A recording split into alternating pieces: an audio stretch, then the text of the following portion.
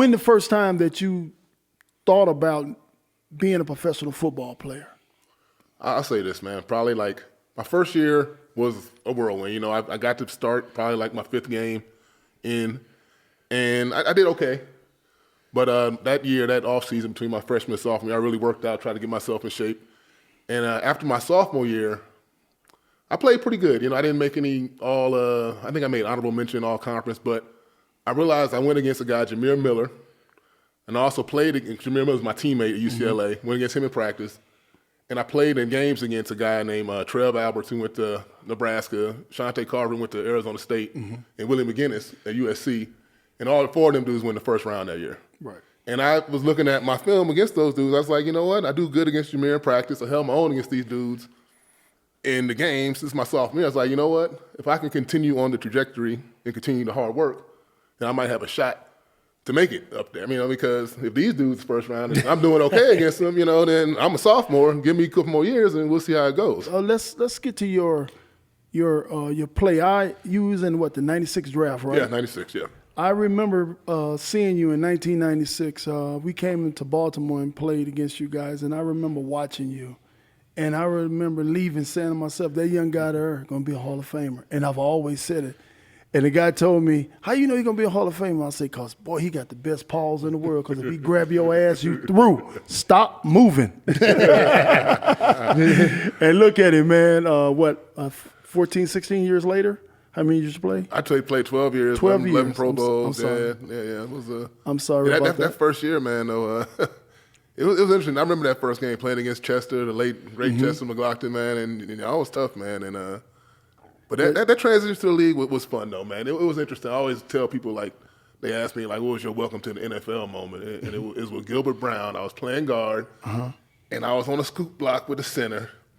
And Steve Everett got out a little quick, and I kind of left me with Gilbert, and I wasn't low. He caught me up under, flipped me on my back, made the tackle for a 1-yard loss, did the grave digger right on top of me. And I said, oh, man, you got to stay low out here, boy. You can't be messing around with these big old jokers out here, man. Hey, man, for you guys out there don't know who Gilbert Brown is, that's the grave digger from Green Bay, Green Bay, man. That big old joker, man. Him and Big Ted Washington, there was some heavy dudes, man. But but everyone had that welcome to the NFL moment, though. Oh, we all have. Yeah. I had mine. Jackie Slater got me. I went against Jackie Slater the first time I ever stepped on the field, and I beat him around the corner. He pushed me down, and he dived in the back of my kidneys with his knee and his whole body. And I lost my breath for like 3 quarters. And this is crazy, man. So after the game, I come up to Mr. Slater, and that's funny. I said, Mr. Slater. I walked up to him. I said, how you doing, Mr. Slater? My name's James Harris. He said, I know who you are. I said, yeah, thanks a lot. He said, man, you're going to be a good football player. I said, well, thank you. I said, well, can I ask you a question? I said, why did you dive into my kidneys? He said, young man, you got young legs. I need to slow you down. Hey, man, I ain't going to say I was above poking somebody in the ribs. I've done it once or twice myself. Hey, J.O., it took me damn near 3 quarters to get my win back. And by then, I was 0.000 and a half. What the half was, I had got a half a tackle. When was the first moment that you knew you belonged in the NFL? Oh, man, I probably knew from really early that I belonged. I mean, I don't know how good I was. Not belong, but knew that, oh, I can play with these guys. That's what I should say. I knew that early, too. It was probably training camp my rookie year. Okay. I mean, we were doing one-on-one drills, and Dan Footman was lining up against me. They sent him against me as my first one. The foot. And, like, the ball snapped. I set up, foot hit me with a little shake and tried to slap me with a little slap swim. I just straight jabbed it right in his chest. He stood right up and stopped right there. I said, okay, I can do this. Okay. But now I knew that I had to keep working, obviously, but I knew that was the first block I really made. I was like, oh, I got this motherfucker good right here. You know, It was the first of many. But, yeah, I mean, but there was never any, like, complacency thinking like, oh, I got this shit figured out. It was always like, how can I keep getting better? How can I just keep improving? It's about the next play. It wasn't about the last one. So that was just always the way I looked at it. Was it anyone that you could say that helped you along the way? I would say we had a really good group of guys my first year. Tony Jones was very helpful, even though T-Bone. he knew that they brought me in to replace him. And when I played guard, he was a tackle, but he was very helpful just in the way things are done in offensive line room, how we do things as a unit, and just kind of seeing the defense from a professional view. You know, because you don't see the game the same in college. You know, your mind expands. Probably like by year 4, you're like, oh my God, I see everything. But then you just are focused in. So Bone was great. Wally Williams was great. Eric Green was a lot of fun, a lot of help. I mean, at the tight end, he kept it entertaining. E. Green. But yeah, I mean, we had a good group of guys, man. And you know, I learned a lot just from watching other players. You know, used to love watching Munoz when I was younger. I watched Bruce Matthews. I watched Jim Lachey. I watched what's my guy, Richmond Webb. I mean, I watched a lot of guys just to kind of pick up a little bit from them. But I also said I'm going to try to be my own, be the best I can be. Kind of take what I could from them and just put it on me. It's getting time to close your career out.